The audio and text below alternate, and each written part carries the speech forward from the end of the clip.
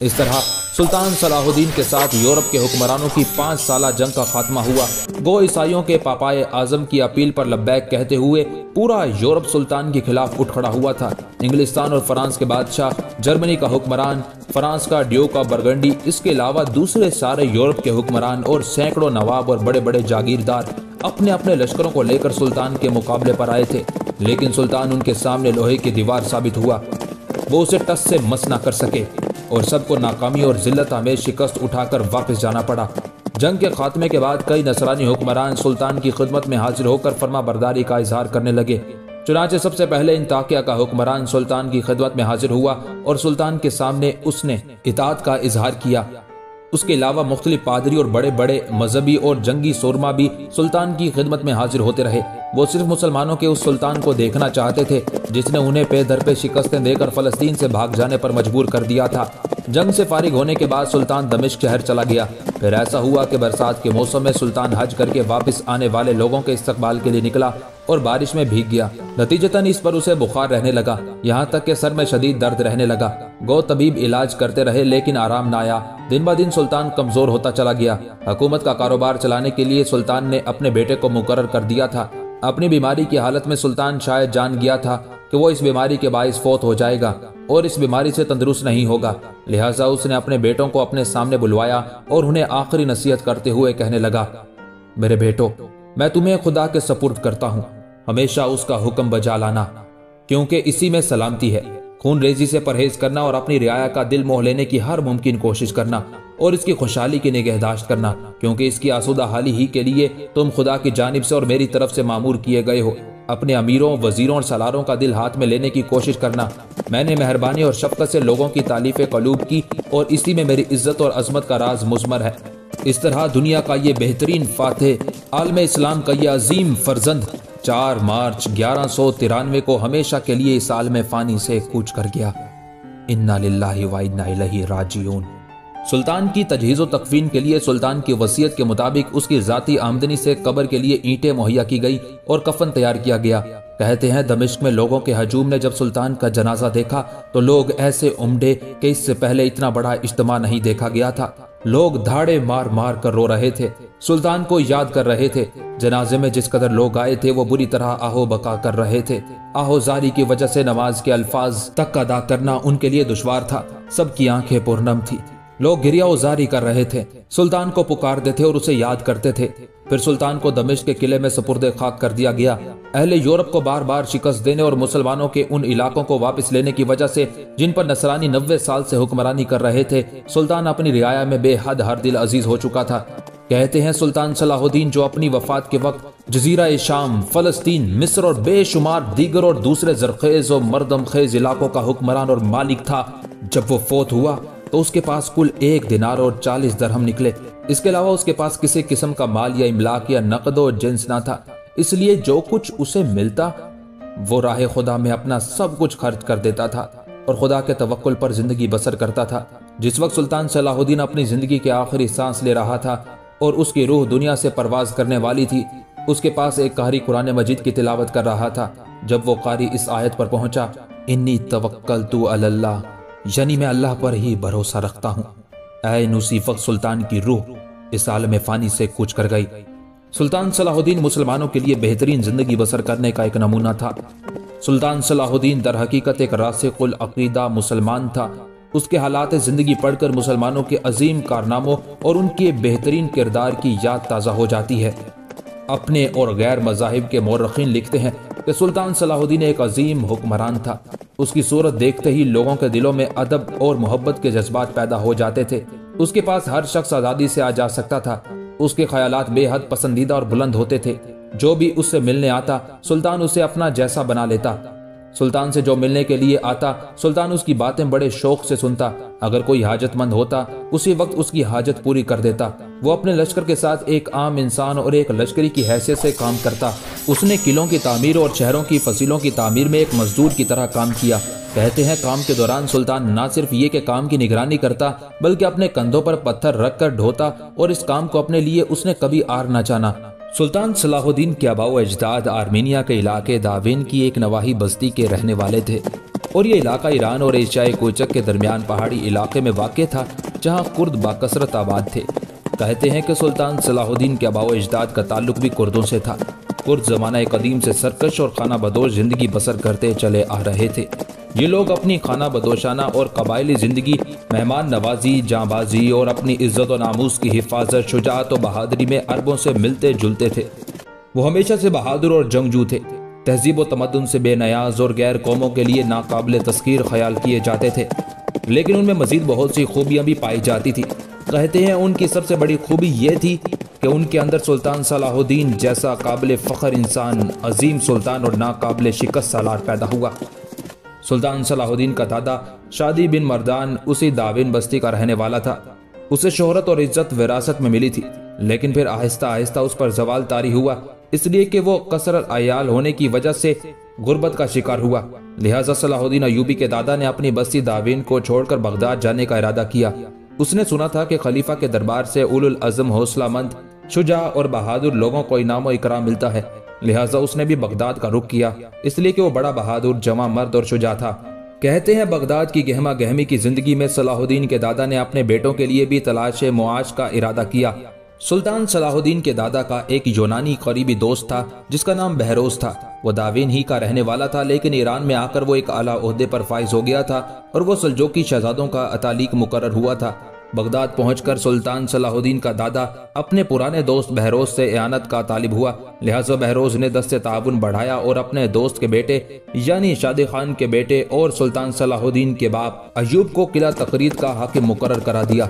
इस तरह सुल्तान सलाहुद्दीन का बाप अपने बाप शादी खान और भाई शेर ख्वा और दूसरे अहले खाना को लेकर बगदाद से तकरीद पहुंच गया। सुल्तान सलाहुद्दीन का बाप अयूब भी बड़ा अक्लमंद, बड़ा शुजा, बहादुर और धीमे लहजे का इंसान था, जबकि उसका भाई और सुल्तान सलाहुद्दीन का चचा शेर ख्वा अपनी तबीयत और मिजाज के लिहाज से किसी कदर जल्दबाज और तुंदखो था। एक रोज सुल्तान सलाहुद्दीन का चचा शेर ख्वा बाजार से गुजर रहा था कि किसी औबाश और बदमाश ने किसी औरत से बदतमीजी की थी। इस बद इखलाकी को उसने बर्दाश्त न किया, उस बदमाश पर हमलावर हुआ और उसे जान से मार दिया। इस कत्ल पर सुल्तान सलाहुद्दीन के दादा शादी बिन मर्दान का दोस्त बहरोज बड़ा बरहम हुआ। वो इसलिए कि इससे पहले भी वो एक और वाक़ये की वजह से सुल्तान सलाहुद्दीन के बाप से नाराज था। वो वाक़या कुछ इस तरह था कि मुसलमानों का एक सालार इमादुद्दीन जंगी था। वो अपने कुछ दुश्मनों से पीछा छुड़ाता हुआ दरियाए दजला के किनारे की तरफ आया, जहां तकरीद शहर वाक़ था, जिस पर सुल्तान सलाहुद्दीन का बाप हुक्मरान था। अब इमादुद्दीन के दुश्मन उसका ताक़ुब कर रहे थे। इमादुद्दीन के सामने दो ही रास्ते थे, या तो दरियाए दजला को अबूर कर जाए या दरियाए दजला के किनारे तकरीद नाम का जो नाकाबिल तस्कीर किला था उसके अंदर महसूर हो जाए। यह किला इंतहाई मजबूत और मुस्तहकम था। वो इसलिए कि इसके दिफा के लिए खुशकी की तरफ एक गहरी खंदक खुदी हुई थी, जिस तक पहुंचने के लिए चट्टान काट कर कुछ सीढ़ियां बनाई गई थी जो किले के वस्त तक जाती थी। अब इमादुद्दीन जो मुसलमानों का बेहतरीन सालार था, उसके सामने दुश्मन से बचने के दो ही रास्ते थे, या तो दरिया पार करे या किले का हाकिम यानी सुल्तान सलाहुद्दीन का बाप उसे किले में पनाह दे दे।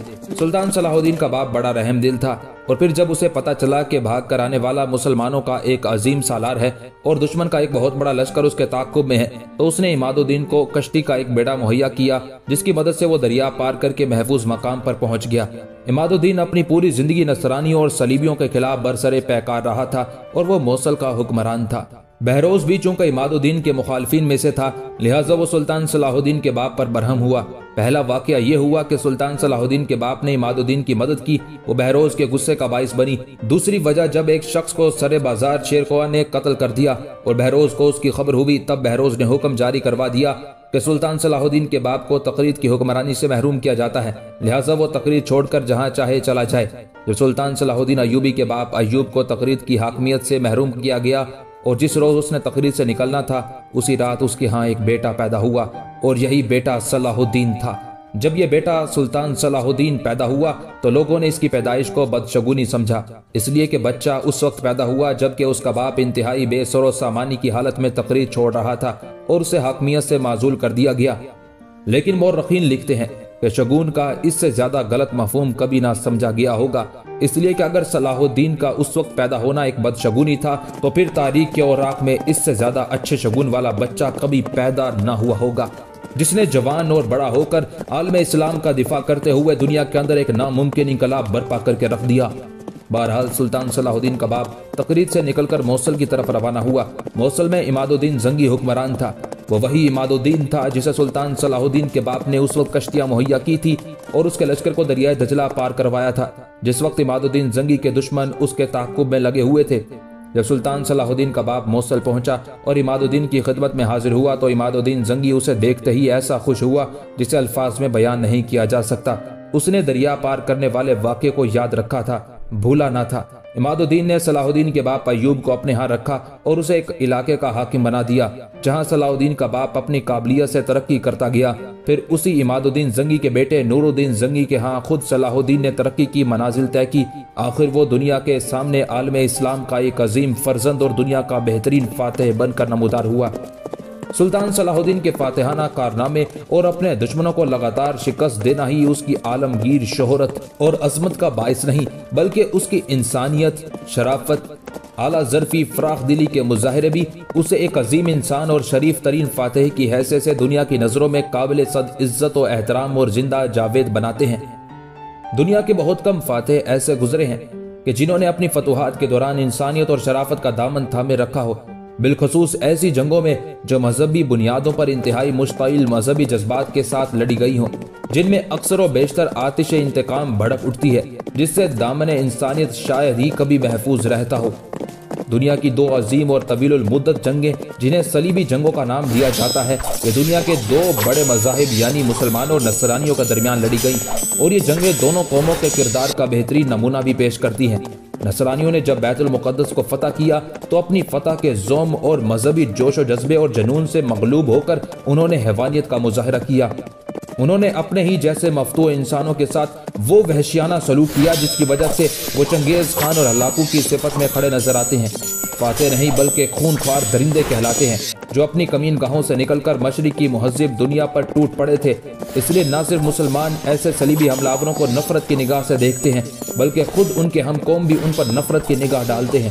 خود ایک نصرانی مورخ لکھتا ہے کہ نصرانی حملاور ذلیل ترین اور احمق ترین وحشیوں جیسے تھے۔